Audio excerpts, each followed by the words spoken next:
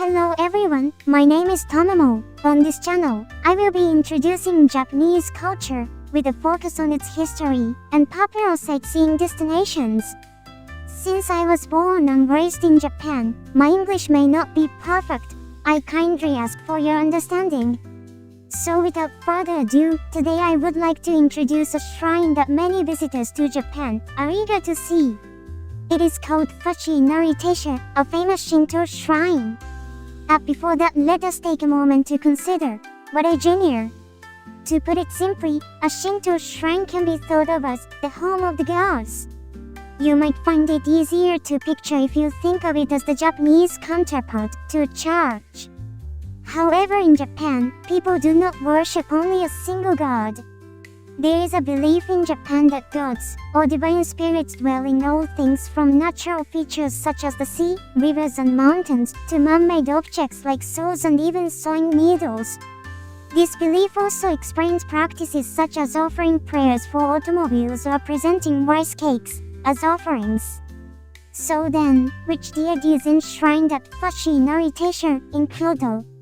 Her deity is called Kami. This deity is believed to bring blessings mainly for agriculture and business. Across Japan, this deity is popularly referred to as Oyari-san. In addition, the word Inari originally means the rice grows. Many people think that foxes themselves are the gods, but in fact they are considered the messengers of the deities, so this is a common misunderstanding. There are various theories about why foxes came to be regarded as divine messengers.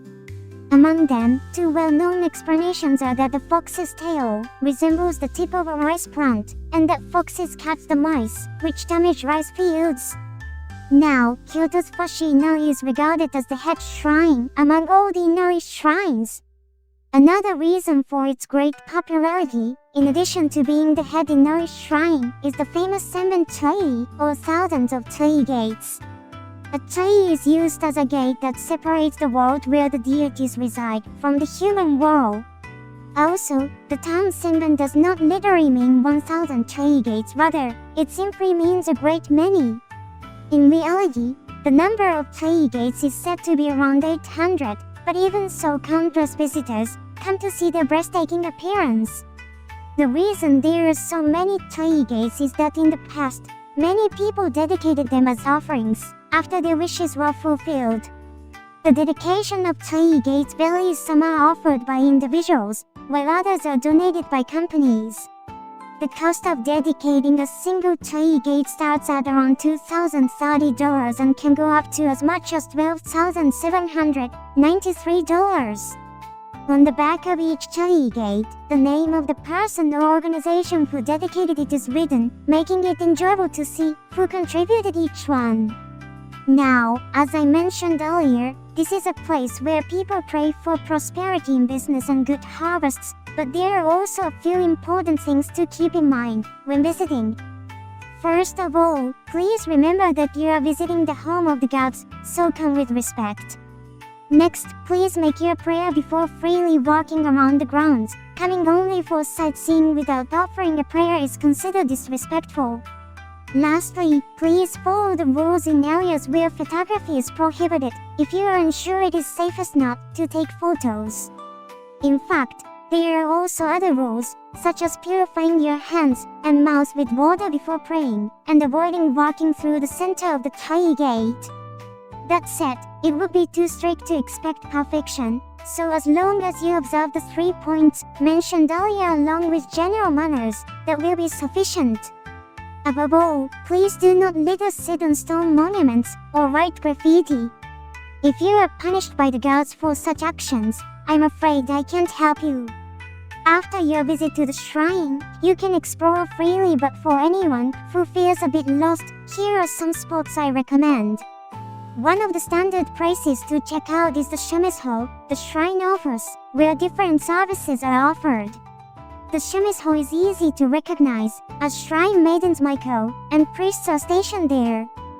Here, you can purchase protective charms called onomori, or draw a fortune slip known as omoji, to learn about your luck. There are many different kinds of onomori. For example, They are omamori for safe childbirth, protection from illness, traffic safety, academic success, and many more.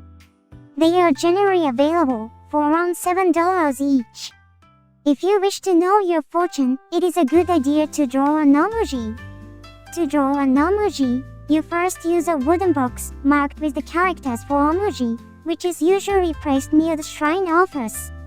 Shake the wooden cylinder, and when a bamboo stick comes out of the hole, remember the number written on it.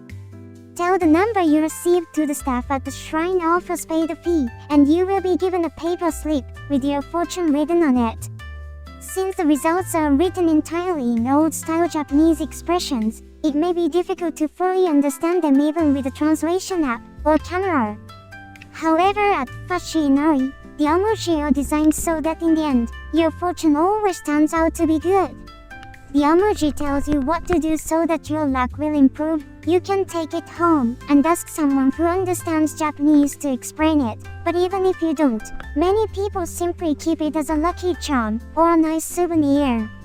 By the way, the emoji I drew said if you get too carried away, you won't succeed. For those confident in their stamina, it is also recommended to climb Mount Inari, which is within the shrine grounds, and pay your respects there. The climbing route itself is not particularly difficult, but it may be tough for those who are not used to regular exercise. Since shops and small shrines can be found along the way, I recommend taking breaks as you climb. At the summit of Mount Inari, the deity is enshrined, and it is regarded as the most sacred place. The climb to the summit takes about 2 to 3 hours for a round trip.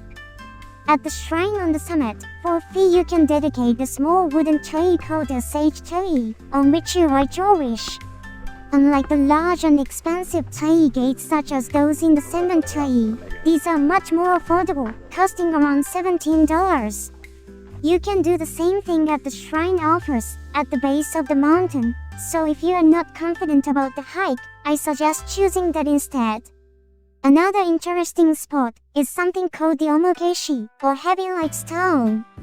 If you try to lift the stone and find it lighter than you expected, it means your wish will be easily fulfilled. Conversely, if it feels heavier than you expected, it is said that achieving your wish will require much effort. Maybe if a really strong, muscular person tries it, they'll always get good luck. After visiting these interesting spots, of course, you may start wondering about souvenirs. Within the shrine grounds, and of course in the surrounding area as well, you will find many souvenir shops lined up. A wide variety of items are available, including folding fans, masks, tableware, keychains, and sweets. Some items even combine traditional designs with anime or manga themes, making it enjoyable just to browse. Although it requires a reservation, there are also shops where you can try on the kimono, which makes for a wonderful way to take memorable photos. Since it is quite difficult to put on the kimono by yourself, and the garments themselves are expensive and require careful maintenance, naturally, the cost tends to be on the higher side, with rental fees typically ranging from about $20 to $68 per person. By the way, kimonos are not only for women, there are also ones for men.